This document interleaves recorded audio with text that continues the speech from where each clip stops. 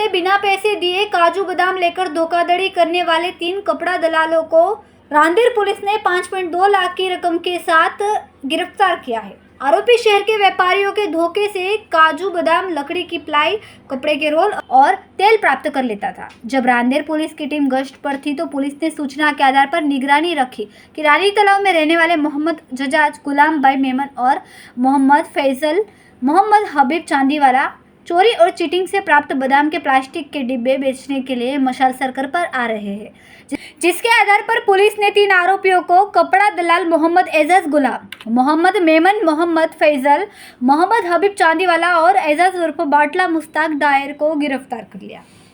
संवाददाता Sunil Patel, BHP news, सूरत। અને કઈ રીતે વેપારીઓ જોડે છેતરપિંડી કરતા હતા? આમાં રાંદેર પોલીસ સ્ટેશનને મળેલી બાતમી આધારે એમને 2 ઈસમોને 2 મોપેડ જેવી ગાડી અને બર્ગમેન ગાડી જેવી ઉપર પકડેલ છે। એનામાં એકનું નામ છે એજાજ ગુલામભાઈ મેમન અને બીજો છે મોહમ્મદ ફેજલ, મોહમ્મદ હબીબ ચાંદીવાલા। આ બંને જણા પહેલાં તો રાંદેર વિસ્તારમાં બદામ વેચવા આવેલા। એ બાતમી મળેલી પોલીસને એટલે એ લોકોને બદામ સાથે પકડી પાડેલા। પછી એમની પૂછપરછ કરતાં એમને બીજો પણ મુદ્દામાલ છેતરપિંડીથી કે યુક્તિ પરથી બીજા વેપારીઓ પાસેથી લીધેલ હોવાની માહિતી આપેલ, જે આધારે એમને સાથે રાખી અને એમના ઘરમાં પોંચોના માણસો સાથે તપાસ કરતા એનામાં અલગ અલગ ડબ્બામાં બદામ જેવી વસ્તુ મળી આવેલ તથા કાપડના ટાંકા મળી આવેલ છે તથા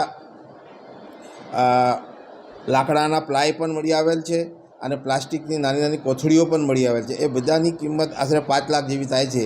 એ તમામ મુદ્દામાલ સાથે એમને પકડી પાડેલ છે અને એમની પૂછપરછ કરતાં એ અલગ અલગ જગ્યાએથી લોકો પાસેથી મુદ્દામાલ પૈસા આપીશું એમ કરીને લઈ લીધેલ છે અને લોકો સાથે છેતરપિંડી કરેલ હોવાનું અત્યારે પ્રાથમિક તપાસમાં જાણવા મળેલ છે।